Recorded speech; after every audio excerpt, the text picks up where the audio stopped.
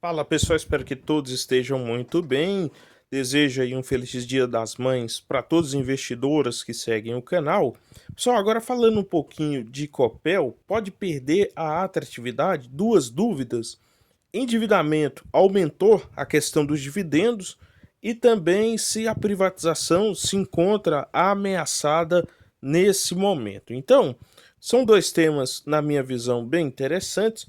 Vou iniciar com esse da privatização, que não depende de mim, não depende de você, investidor e acionista, depende exclusivamente da direção da Copel e também de tratá-lo, né, de maneira como já está sendo feito. Aí você tem burburinho, algumas medidas judiciais com relação ao que está acontecendo com a Eletrobras.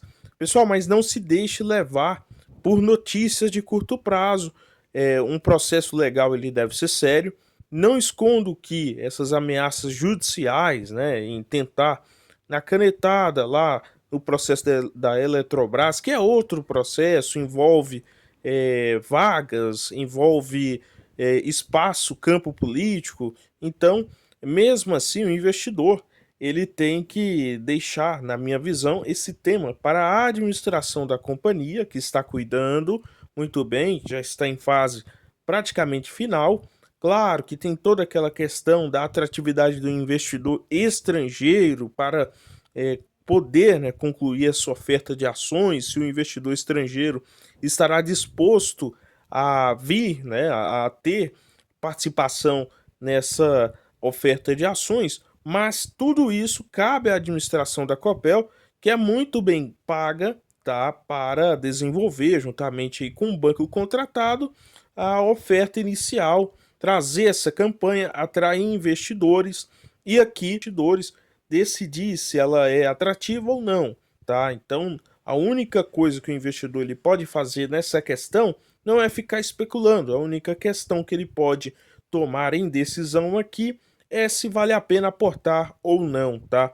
Com relação aos índices financeiros da companhia no primeiro trimestre, bons números, mas com uma ressalva em relação ao endividamento. O item endividamento em específico, na minha visão, muito ruim, aumento da dívida de maneira muito rápida, e isso vai acarretar em menores dividendos para esse ano, tá? É essa minha posição até esse momento. Claro que há uma amortização também em 2023 em um valor parecido que houve no aumento, mas na minha visão, você aumentar da maneira que vem acontecendo de um trimestre para outro em relação ao quarto trimestre, isso é muito preocupante, tá? Na minha visão. Lucro líquido, um número superando a expectativa do mercado, EBITDA ajustado em mais 10%. A Copel ela é pioneira em alguns setores, principalmente comercialização de energia, que na minha visão, no longo prazo, isso deve continuar trazendo bons resultados para a empresa. Aí nós vemos aqui que a alavancagem chegou a 2,5 vezes o EBITDA. Quando isso acontece, a companhia ela não pode pagar mais de 25% do lucro líquido, ou seja, do fluxo de caixa estimado, ou lucro líquido, tá? Então, é um número que o investidor de dividendos e o investidor parceiro, ele tem que ter em mente. Mesmo assim, hoje, né, tendo o yield on cost, né, mais de 10% em 2, 3 anos, para quem está com as ações e não vendeu, podendo chegar até superior, a depender do preço que você comprou. Na minha visão, não é de nem mencionar aqui o pensamento em venda, tá? Pelo contrário, é uma empresa que continua sendo aqui para fazer parte da nossa carteira de previdência para a aposentadoria.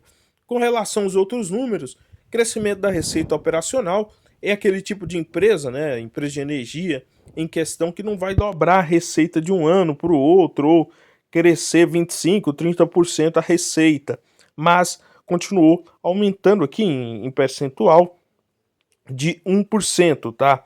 Lucro antes dos impostos, mais de 1 bi. Entretanto, nós vemos gastos excessivos, né, com impostos.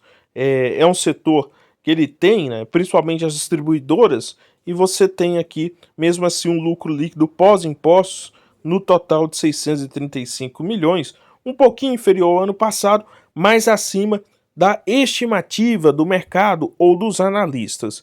Com relação ao prazo de dívida, nós temos aqui, ó, como eu falei, nós temos uma amortização agora para o ano de 2023, destacaria esse número de 1,8 bi, tá? Mesmo assim, a companhia tem 3 bi, então dá para arcar muito bem com essa amortização, chegando ao índice dívida líquida EBITDA ajustado em 2,5 vezes, tá? Então, vamos acompanhando.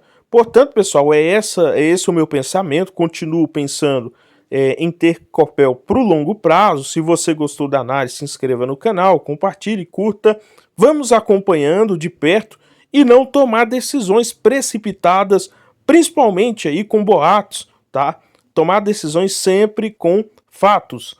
Portanto, se você gostou, se inscreva, compartilhe mais uma vez. Peço para os investidores que seguem o canal compartilhar os vídeos, assim ajudando a crescer na plataforma. Bons aportes a todos e até o próximo.